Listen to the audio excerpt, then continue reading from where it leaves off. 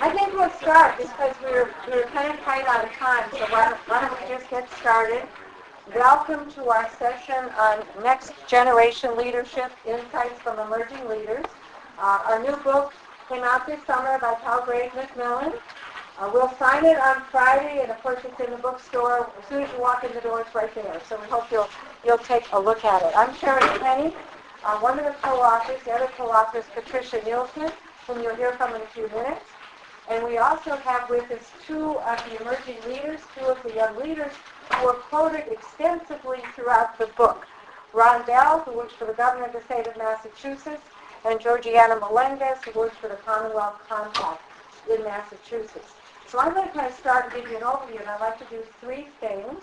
First, I'll talk about why we wrote the book, why another book on leadership. Second, I'll talk about the major findings.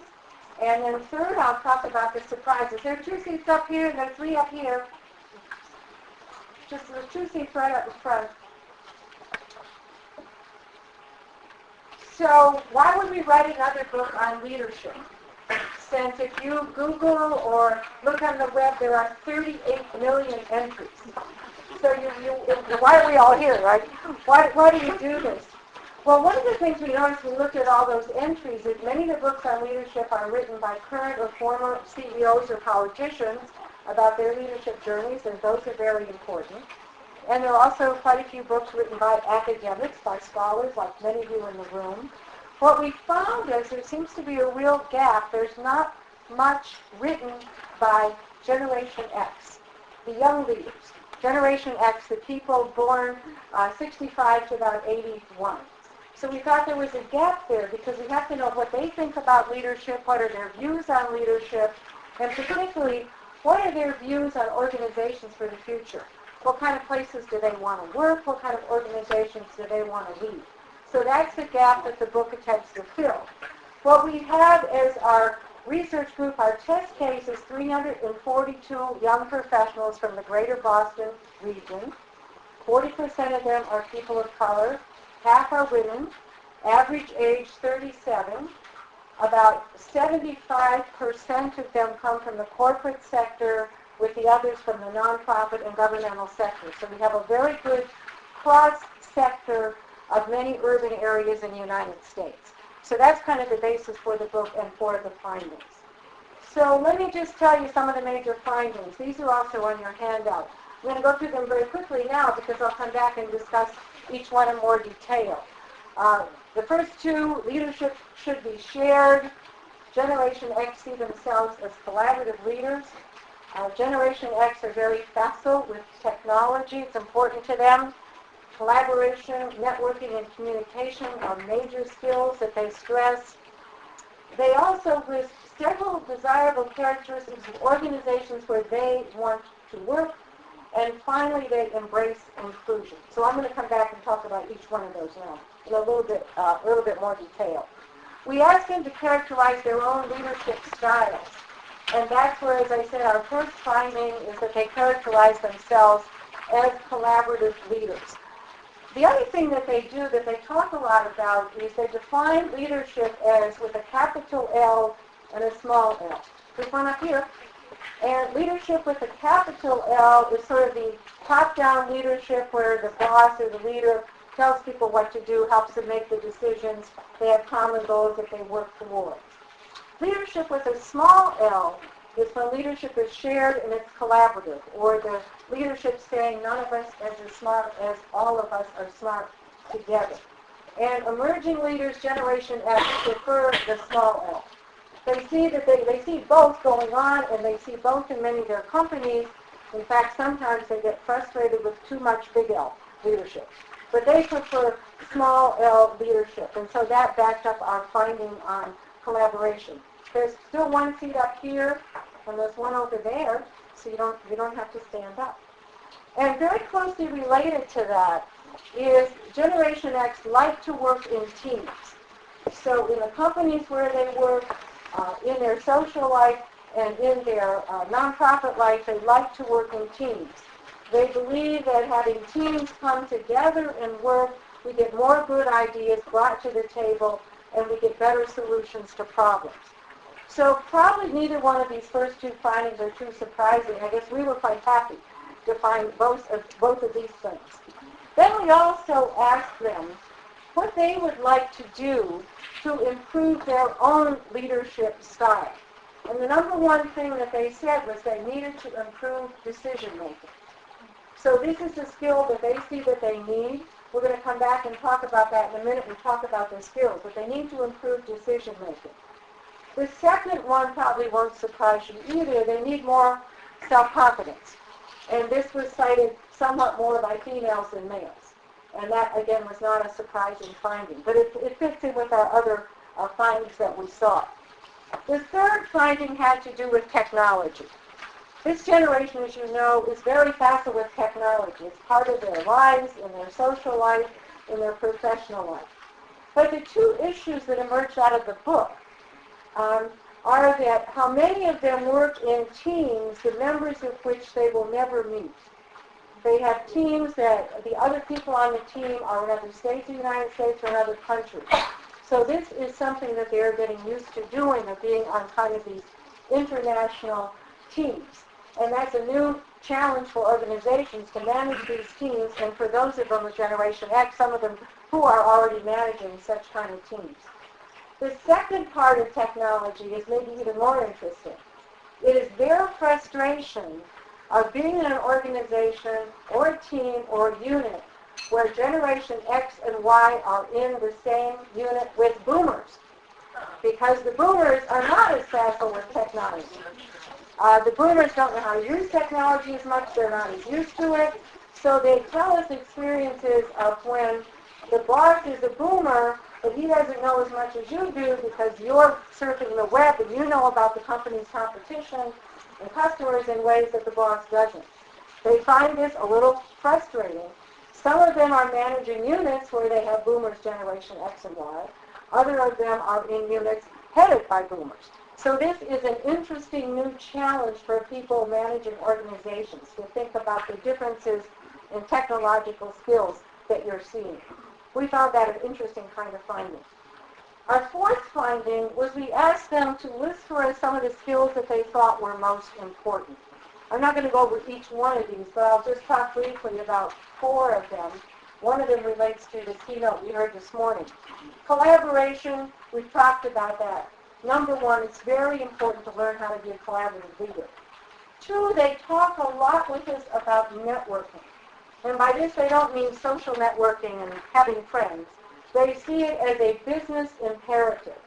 They want to get out of those silos and work in networks across units within their companies and businesses, as well as cross-sector networking with other organizations that are in their communities or in their regions. So they find that terribly important. Number three was fascinating because they know that they need to improve their communication skills. They know that they're used to Twitter and email, short or no sentences, maybe no punctuation. So they know that they have to learn to write an old-fashioned report from time to time. Sometimes they even have to write a real thank you note to some boomer that exists. So they know that, but the other thing they're finding out is that they also have to practice oral communication because they have to make presentations, such as I'm doing now. They have to serve on panels, maybe go on TV shows and radio shows. So one of the things that they know they need a lot more work on is communication. Now I'm going to skip the others because of time and go to the last one, gray thinking. Because I don't know how many of you heard Karen Armstrong this morning. Fabulous. But remember when she talked about that kind of thinking that gets us to doubt? Well, they call it gray thinking. And they think one of the skills that leaders have to have in this new global world is to hold two conflicting ideas in one's head at the same time. While you weigh the strengths and weaknesses of each, while you don't rush to make a decision, you're not the decider, you wait to sort of see what you should do, and it really fits in with what Karen Armstrong was talking about this morning. This idea of gray thinking was written about by Steve Sample in his book, The Contrarian's View of Leadership, but it's something we have been talking with them about in the last 2 years, and it seems to be a new leadership concept that we all certainly need to be aware of, and I think it fits in with what she said this morning.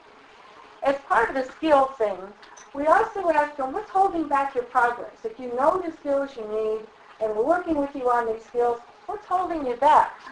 No opportunities to move up. So this is a good lesson for those of you in organizations where you're trying to hire and retain Generation X. Even in this economic climate, we still hear from some businesses that hiring and retaining the top talent is still a challenge. So no opportunities to move up. Followed by lack of family-friendly policies and the problems of work-life balance. And we will come back to that. But I think that's another issue that's really interesting for Generation X. Then we ask them, what do you value most in leaders? Trying to help them think about their own style. This is the generation that lived through Enron, Tyco, the scandals in the Catholic Church. So number one for them is honesty and integrity.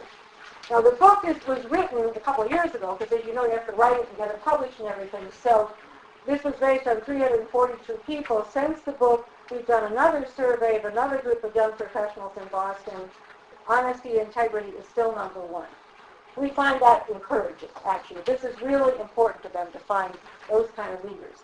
The other ones, you should go down the list, setting the vision, develop the people, managing change, are also very, very important to them. But that was number one, and it's remained number one. I think that's very important and a very encouraging bit of information.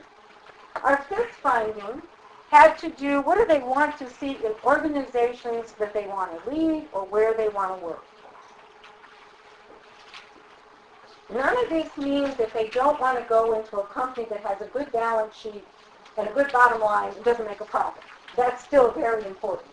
But they listed for us these other four things. And again, this is important if you're trying to retain Generation X or have a company where they're going to work and respond to them. Remember I said they don't have opportunities to move up? So one of the things they want is more opportunities for professional growth. Give them challenging assignments. They want to try them. They want to be evaluated on them by you right away, not a year later, like a lot of us do in evaluations. They want chances for professional growth. They want evidence of corporate social responsibility. This cannot just be window dressing anymore with Generation X. They want to see it. They want to feel it as part of that company. They want family-friendly policies. And I'm going to tell you a story about one of my panelists here. We find this is interesting because dealing with Generation X now, it's as often the young man who leaves early to pick up his son, as Ron Bell did about a year ago when he was working with and speaking. He had to leave. He said, I've got to go pick up my son. So the family-friendly issues now are no longer only female issues, although I think the numbers of women with the concern is a little higher. It is no longer just a female issue. We think that's good because it will now get changed. When it's both a male and a female issue, you have a better chance of getting our policies changed. And what they mean here, they don't want just policies in place. They want a policy in place that you can also use. Because a lot of companies have a policy in place, but people are afraid to use it because they won't be seen as a workaholic, right? So they want policies in place that are actually used by both genders so the companies will respond to family-friendly issues. And then finally, they want to see green initiatives. And again, this shouldn't just be window dressing. It may be how your facility is designed. It may be something to do with your product. It may be something in your annual report. We found these also to be very interesting and encouraging. I'm not sure if we had done this survey 15 or 20 years ago, these would have been the things listed by people as most important for the organizations where they wanted to go to work. Now the sixth finding was inclusion, diversity, and I'm going to just mention it because that's what my colleagues are going to address with you. But they do not have the same racial and gender stereotypes as boomers and other generations. And we're going to spend quite a bit more time on that. But I wanted to move just to this. What were the major surprises? When you do a work like this and you're surveying and you're interviewing and you're doing focus groups, what surprised us when we got all through? I think the number one surprise was really very good. It is the value that they place on cross-sector networking. Now, we have a lot of bankers we work with, and they know all the other bankers, and they work with them all the time, as do the real estate people, as do the telecom people, as do the biotech people. What they don't do as Generation X in middle management jobs is have an opportunity for bankers to work with biotech, to work with government, to work with nonprofits. What they have found in working together as young professionals is the benefit for them of cross-sector networking on a personal, professional development level and on a business level. Now, those of you who are CEOs know that maybe at the CEO level it's a little easier because you're on boards and things together, so you get to do this. But for this generation, it's very important that we find ways to help them cross-sector network because it's very important in their business and professional lives. Again, it's maybe a little more important for women. You know, we sort of say, you know, men go out for a drink and women go to the dry cleaners after work because they have to run the errands. So we have found that women have more of a challenge finding ways to do this kind of cross-sector networking, but it's a very important thing for Generation X to have opportunities to do, and believe me, it will help them professionally, personally, and it will help the businesses where they have this ability. The second surprise, which was really quite exciting, we were quite happy to find this, is the business people in Generation X, the corporate people, are much more civically engaged and see that as a part of themselves. One of them called me 3 weeks ago simply to say, I want you to know I just joined the board of directors for Habitat for Humanity. They are much more civically engaged, not only as volunteers, but as taking civic engagement very important. What they have come to believe is that our businesses will do better if our communities are stronger. And so we had a very exciting case a couple of years ago when 4 or 5 of these young professionals we knew from the banking world all became the board members of a charter school because working with us they had met the headmistress. And so suddenly she had this wonderful, strong bankers on her board because she had met them cross-sector networking, but they were now much more committed to understanding K through 12 issues, not just to say it, but they were really on a school board. We see examples of this all the time. If you can help them with the cross-sector networking, with their civic engagement, that is a surprise, but again, an extremely positive finding for us to learn that they want to be civically engaged and they understand the business imperative of this kind of civic engagement. So, it was very quick. But those are kind of the major findings from the book. There are obviously many other things in the book. But one of the most interesting to us had to do with inclusion and diversity. And because Boston, like many urban areas, is now a city where the majority of people are people of color, we thought this was very important. So my colleagues are going to go into this in a little more detail, both of the gender diversity and the racial diversity. So I'm going to turn it over to my co-author, Patricia Nielsen, to take you through those findings. Hi, good afternoon. We have kind of an obstacle course with all the wiring here, so I'm going to stay in this corner. And if I could just get this. Okay, stand up. So, as Sherry mentioned previously, our book contains many quotes from the earlier publication, which showcases 20 essays that offers a unique look at thoughts of young professionals. A consistent concern within these essays is that of the need for collaboration and the benefits that collaborations bring to organizations and individuals. The young leaders want to hear a variety of voices and believe that inclusion makes for better decisions and for better leaders. Many of them describe their own crucible experiences that presented them with challenges, and how they met those challenges and moved ahead made them stronger and better leaders. With us this afternoon are 2 of these young leaders, Ron Bell, who's the Senior Advisor for Community Affairs to the Governor of Massachusetts, and Georgiana Melendez, who's the Co-Director of the Commonwealth Compact of the McCormick Graduate School for Public Policy and Global Studies at UMass Boston. They both were featured in our publication, Voices of the Future, Emerging Leaders.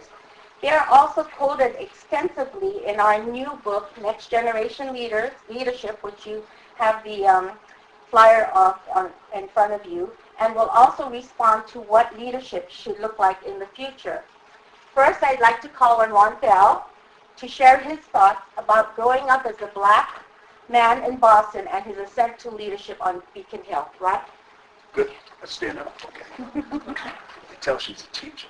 Stand up like I'm in school. How's everyone doing? Good afternoon. Good afternoon. Okay, I know it's international. I have to say another language too? Okay. No, I'm really happy to be here. I'm a little distracted. I'm in the middle of a major campaign. Governor Deval Patrick is running for re-election. I'm on the campaign right now, and I know somebody probably say he probably has ADHD. That too. I'm really glad to be here. I was asked to talk a little bit about various topics that are essential in my career path as relates to racial profiling, community organizing, mentoring, my role in the governor's office, as well as what drives me. But I think it's important that I tell you a little bit about myself growing up in Mission Hill, which is a sub-neighborhood of Roxbury, which is a part of the city of Boston. Mission Hill is a community that's rich in diversity. It has a mixed housing stock and a concentration of institutions. It's a community that's very much united, but yet very much divided. Growing up in Mission Hill, there were various sub-neighborhoods. You had the top of the hill, back of the hill, Brigham Circle, Mission Main, Mission Extension. And all of these different sub-neighborhoods had, blacks in one area, Latinos, Asians, in different parts of the community. And as being an athlete, basketball, I was able to go into various neighborhoods and to communicate and build friendships with other members of the Mission Hill community. I actually went to Boston Latin School, which is one of the oldest schools in America, and I became the youth director of the sub-neighborhood in Mission Park of Roxbury Tensa Harvard. Roxbury Tensa Harvard is a tenant organization that was founded by my mom and her friends and her neighbors to fight affordable housing against Harvard University back in the 70s, and they won. They beat a very powerful institution. So that's why I get the fire in my belly. I eventually became the executive director of Mission Hill Community Centers at the young age of 23. Served 1,000 people a day, a real 1,000. I mean, really. Sometimes folks give out these numbers, but it was folks coming from all over parts of the city of Boston. And as a young director, I was initiated with one of the darkest moments in the city of Boston. It was the Stewart tragedy. How many of you remember the Stewart tragedy? It made international news when a black man was when a pregnant white woman was allegedly killed by an African-American male. It was an all-out hunt. People were being strip searched, black men, in front of the center where I directed. People were being ramshacked. Kids were coming to center crying. And I remember becoming the director, I went out and bought the biggest briefcase because I was very proud walking down the street and seeing 9 brothers being strip searched right in front of the center. It made me angry. And people say anger is a bad thing, but guess what? It is if you use it the wrong way. So we started organizing voter registration drives at storefront. We needed to get people political clout. And what better way to reach African-American males but the sport of basketball? We would use basketball to increase, to get young people into the gymnasium, to get them registered to vote, because the traditional storefront voter registration drive was not working. So we had to use something creative, something that people could identify with. We also were dealing with the issue with we tell young people to stop fighting over turf issues because gang violence was prevalent in the city of Boston as it is today. But guess what? We do the same thing. We fight over turf issues as community-based organizations and faith-based groups. So what we did was brought everybody in the gymnasium and gave information as it relates to the organization. Lo and behold, we found out that Carol Stewart was murdered by her own husband. Tragedy in Boston. Never received apology until about 10 years later. Now, I do remember, as if it was yesterday, we celebrated the anniversary last year.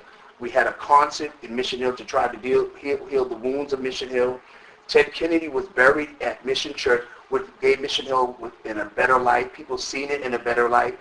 And we wanted to show the world that Mission Hill is a great community. But when that incident happened, when that incident happened, seeing these black men being strip searched, it reminded me what it meant to be black in Boston.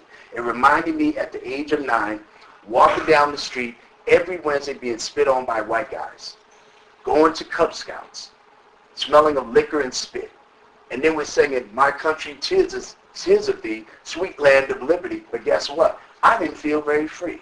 I had to go through that torment all my life. So that racial injustice made me angry, but I knew I had to do something about that secret I carried for many years. I was able to put that into action by community organizing. So after all that experience, we started Dunk the Vote, as I mentioned. We registered 40,000 people in the city of Boston, in the greater Boston area, and changed the political landscape of the city, elected our first black sheriff, woman, elected our first Latino city councilor, male, and elected our first black governor of the Commonwealth of Massachusetts. I figured I'd get an amen on one of them. All right. So make sure y'all still with me. I'm trying to keep this career path going, and I'm thinking about the campaign at the same time. So anyway, I figured I wanted to share the experience that I had over 10 years as a young director, 23 years old, and after 10 years of going through community organizing experience, racial injustice, economic inequality, and providing quality service during my work with Mission Hill, providing voter registration efforts through Dunk the Vote, registering people, I wanted to share this information with other leaders. One of the things we have in Massachusetts is that we not only have gatekeepers, we have gate blockers. Wayne Budd said it very well. I mean, it's like you'll try to call people, they won't return your call. And you try to get into the corporate brokers and boardrooms, they will not let you in. So it's really problematic. But I've been able to surround myself with mentors like Hubie Jones and others, and I said I'm not going to repeat the same mistakes of the past. I want to connect these new leaders that are my age with the older leaders and the gatekeepers in the city of Boston and the greater Boston area. I joined this incredible program, Emerging Leaders, one of the best leadership programs in the world. I'll tell you that. I've been telling you. And it's not because these two are here, because it allowed me to make connections with some of the corporate leaders that never called me back. And they do call you back. And now they start to call. I'm an emerging leader, and they will really call you back. Yeah. So I was asked to touch about community organizing because that's been a part of my life. And in community organizing, we focus on the area of grassroots. When I worked on the campaign, everyone had their definition. We have these economic development, civic engagement, and everyone has something. What civic engagement may mean to you may mean something different to me. So we came up with this definition of grassroots. Meeting people where they are, talking about things that they think are important and taking action. Meeting people where they are, talking about things that they think are important to them, and then take action. So community organizing, one of the examples I will never forget, a community organizing initiative that I did back in October 30th of 2005. I'm dating myself. 2005, where we had Retracing the Struggle, where we had the Voting Rights Act march in Massachusetts, in the city of Boston, where we organized 5,000 people to march from the first church in Roxbury to the Boston Common. When they were asked me to do it, it was, October 30th. Now, in Boston, it's a little cold, right? And they said, you're not going to get 5,000 people. You're not going to get 5,000 people in October to organize around the Voting Rights Act to march. I said, yes, I am. They said, and they said, how are you going to do it? I'm going to go to all the organizers that I know, whether they're black, white, Latino, Asian, everything in between, like a bowl of salad, bring them together, organize, meet them, have them organize their base and their organization to do something positive and right. In my role in the governor's office as senior advisor of community affairs, my life has been bringing people together. Remember the Southern Neighborhood Mission Hill, using using sports to bring people together. In my role in the governor's office is being the outreach vehicle to bring people together from all 351 cities and towns. One of the examples in the governor's office is the youth council, which we have 28 outstanding leaders. Every county in Massachusetts, 14 counties, to represent, again, black, white, Latino, Asian, and everything in between. Not just the goody two-shoe kids, the kids that are involved with Department of Youth Services, Department of Social Services. I know I got about 30 seconds left. I'm going to do this real quick. But it's important that young people, these voices are heard. Young people voices are heard. Elders are heard. bring that together to make this a better Commonwealth. I'll end by saying that what I see in future leadership, as Dr. Penny elaborated on, collaboration. One of the things that we need to understand is that everyone has a talent and gift they can bring to the table. Everyone needs to get to know one another, build relationships, learn about yourself. I remember I went to Israel. We met with a group of young women, young girls in this shelter, and everyone went around the room and talked about, I'm from a certain, my grandmother is from wherever, Germany or whatever. And then when it got to me, I couldn't even talk about my roots. So it's important, and particularly African American, to learn your history. Learn where you come from so you can know where you're going. Share that information with somebody who may not look like you. But as you build your relationship, you can organize. You can know what makes me tick, and I can know what makes you talk. So we can come together and deal with what's right. So I will encourage you to get the next generation leadership insights from emerging leaders. There are 19 other colleagues beside myself and my good friend you'll hear from. Outstanding stories, real life. God bless you all. Thank you.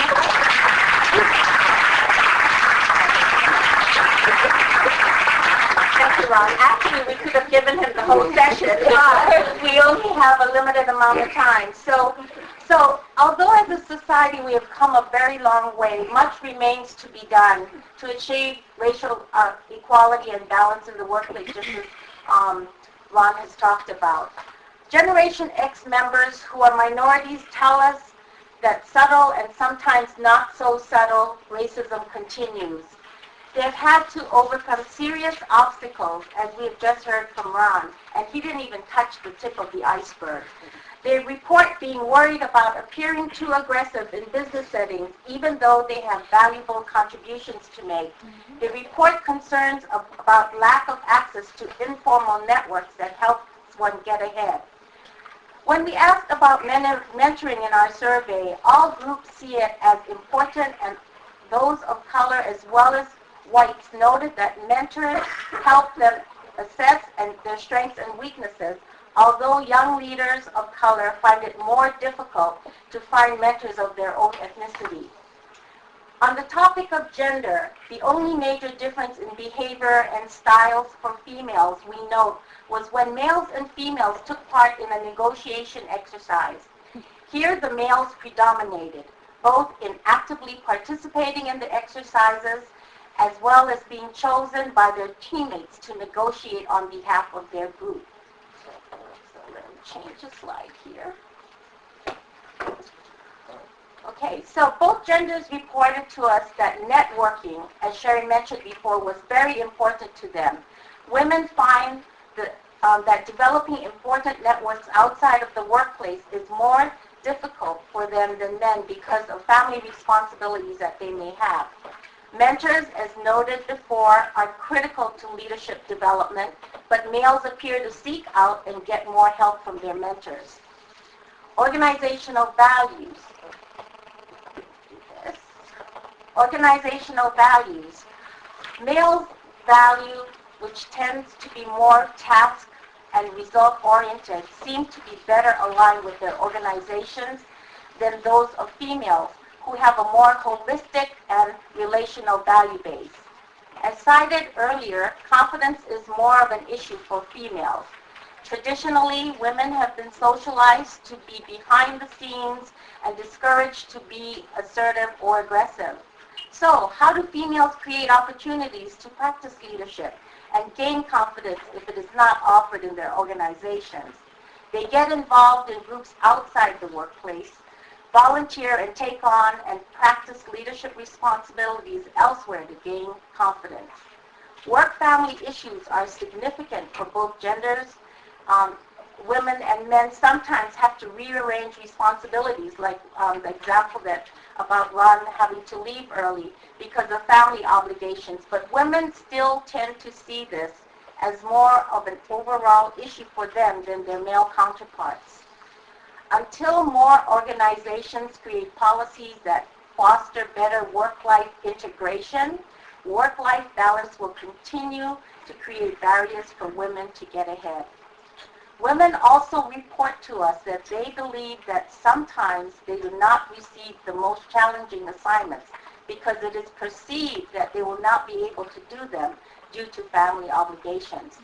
They resent this view and want the difficult assignments.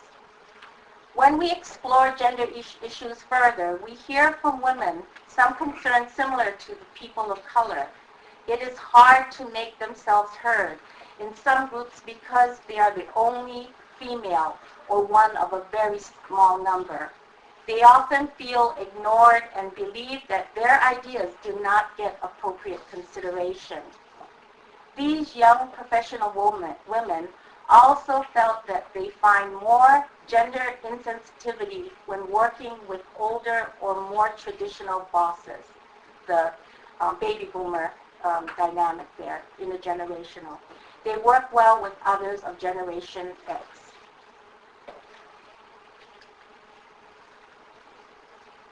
We know, and so do Gen Xers who are female and people of color, that a strong business case can be made for hiring more women and people of color.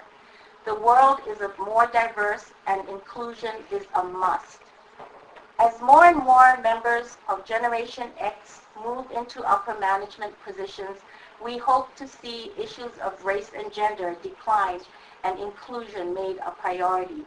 I'd like to call on Georgiana Melendez to share her insights on diversity and inclusiveness as a business advantage. Georgiana? You have to stand up. Well, I don't have ADHD, and it's hard to follow around, but hopefully I have the passion and energy that will get across the message. So I thought that I was young in becoming an executive director, but he beat me by a few years. So I don't know, is that a gender thing? That's kind of the point, right? So my background is I spent the first 14 years of my career working in nonprofits, specifically with victims of domestic violence, specifically in underserved communities targeting the Latino population. I did that, and then I moved on to, I said I did my time with the state for a little bit, which sounds terrible, but it is a very different animal than working in nonprofits. And now I'm at UMass Boston, lucky enough to be able to do diversity work. Because in my work with the victims of domestic violence, you see all kinds of racial injustices, not just the stuff that you hear about on the news, but the systemic stuff that happens by policy, the stuff that happens by the behavior, the subtle behavior, the way that people receive public benefits. Those kinds of things are systemic. And it's really hard to affect change one person at a time, but you can be part of a larger system, and the higher you go up in that system and that you try to impact that system, if you call it grassroots organizing, no matter what venue you do it through, then you can impact those families in a different way. So that's why I do that. I was asked to talk about some of my experiences as a young woman, as a young person, as a woman, and as a Latina. As a Latina, I pass. Does anyone know what the term passing means? Yes. Anybody not? It's okay. There's a lot of people. Okay, so passing is a term that is used for someone who can look like a lot of different things. When you look at me and when you hear me speak, you do not know where I'm from. Many people think I'm Italian, Greek. I mean, there's a lot of different things to think I am. But actually, my mother's Irish, English, and a little bit of French. And my father happens to be Puerto Rican, whose grandfather was from Spain. But you don't know that by looking at me. And what does that tell you anyway? Really not a whole lot.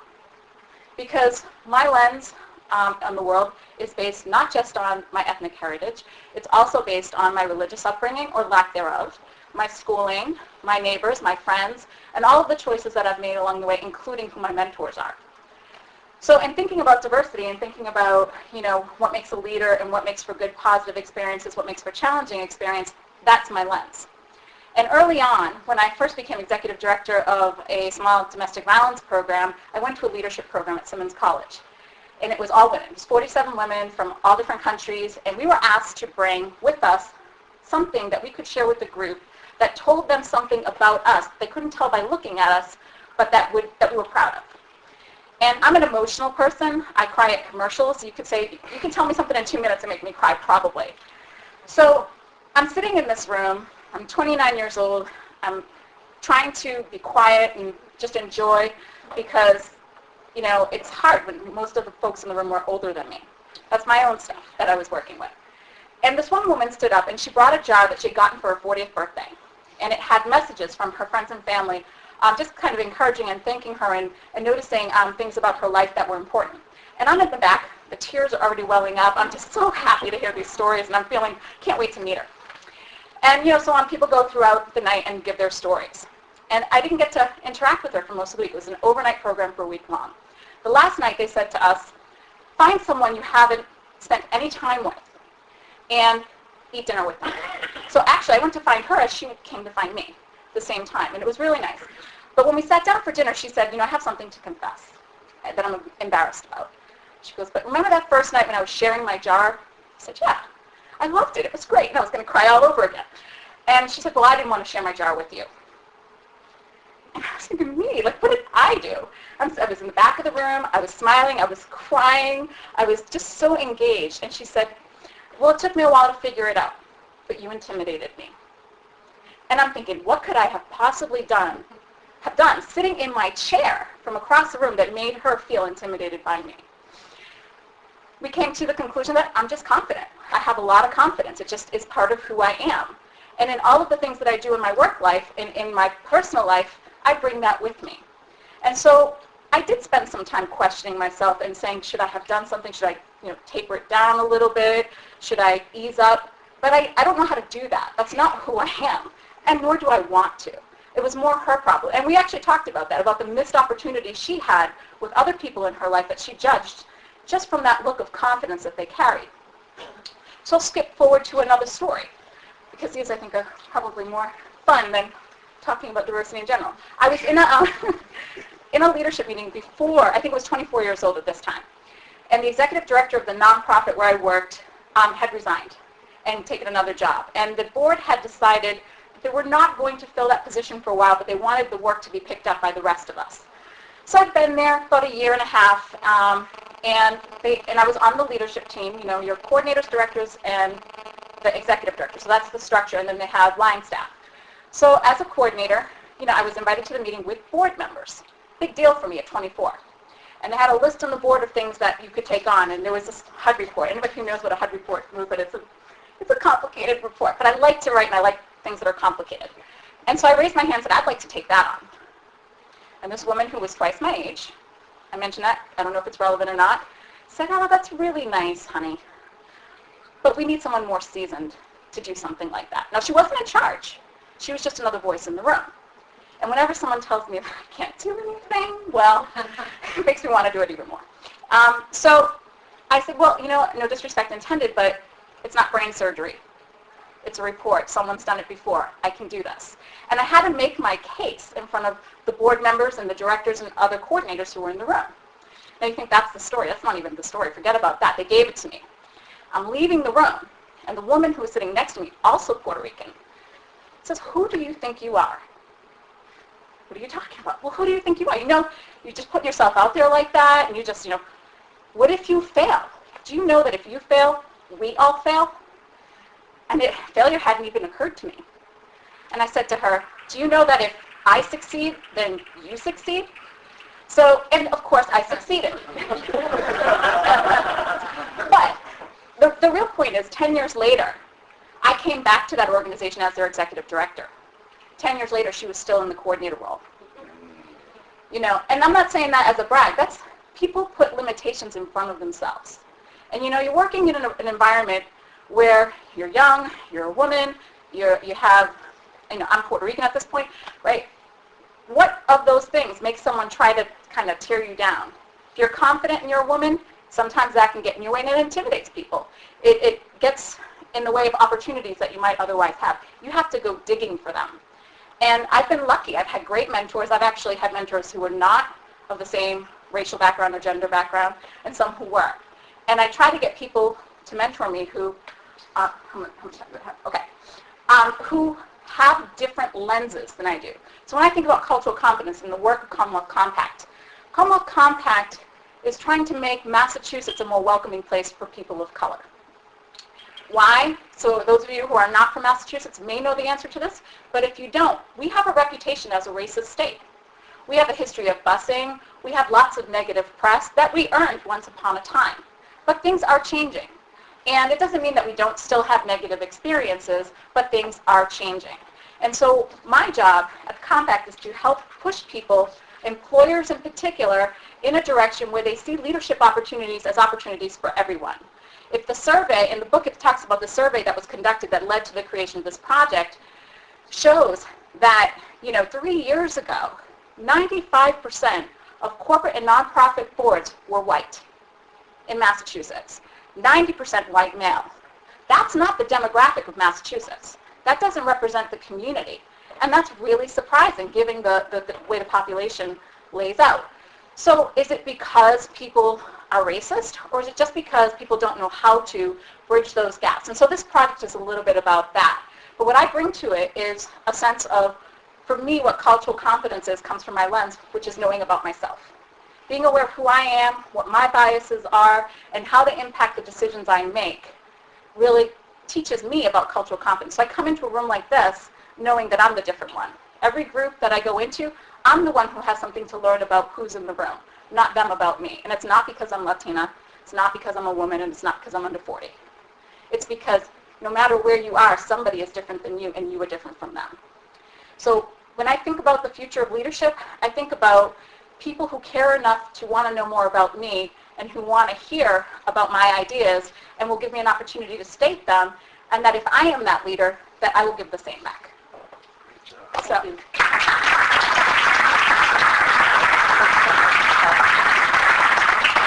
So diversity and inclusiveness are critical leadership challenges.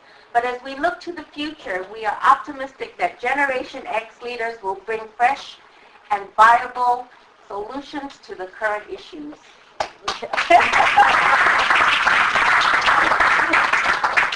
And if you want to read more about it, it's all in Next Generation Leadership.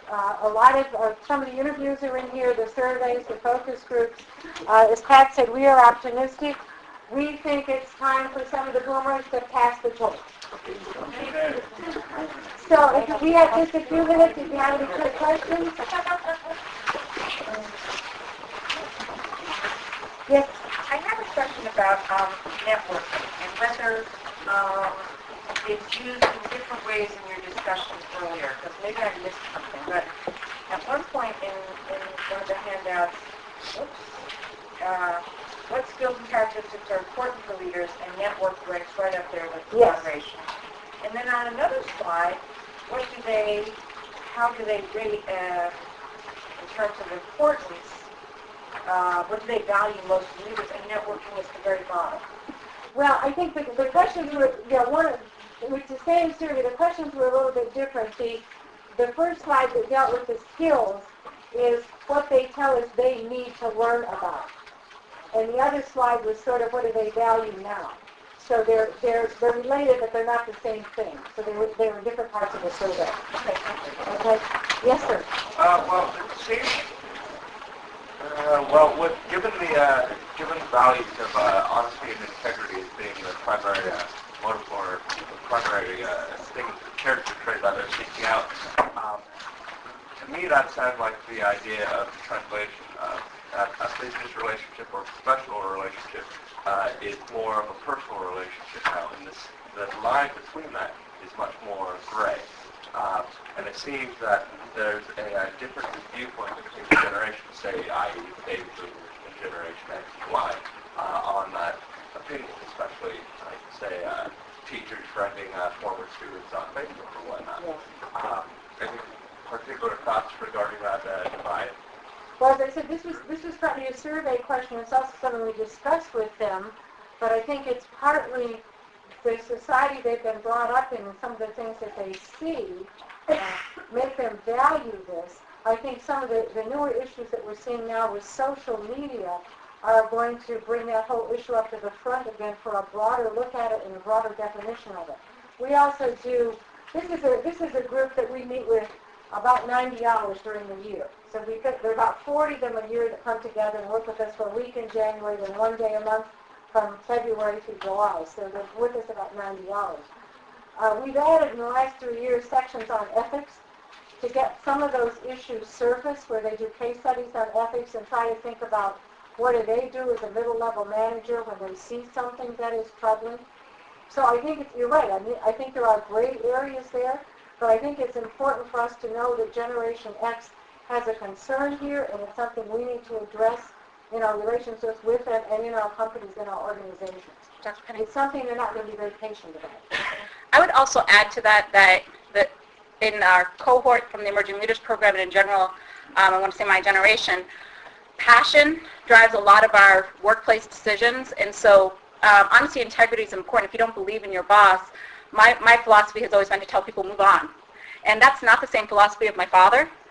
My father stayed in the same job forever, and even when they didn't like the bosses can come and go, but you usually pretty much stayed.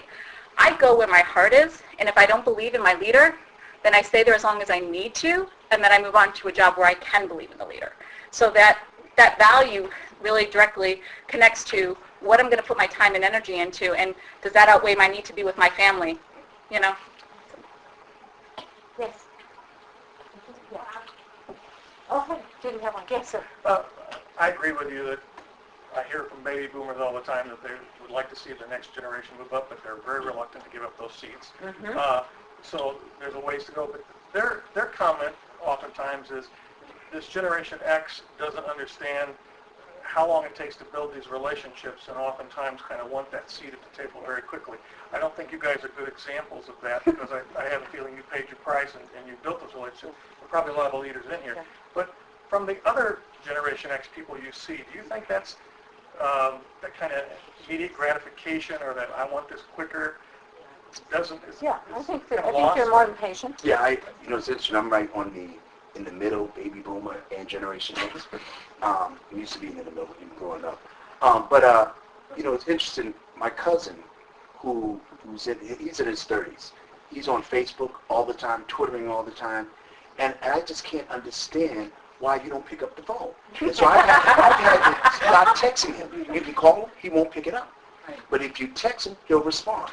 So I'm the face-to-face, in your face, want to talk to you. I need to talk to someone on the phone. And I think the Generation X, they are impatient. They want the quick fix, send out the text, send out the emails and all that. Technology is a great thing, but at the same time, it's take the face off relationships and building, interaction. So I agree.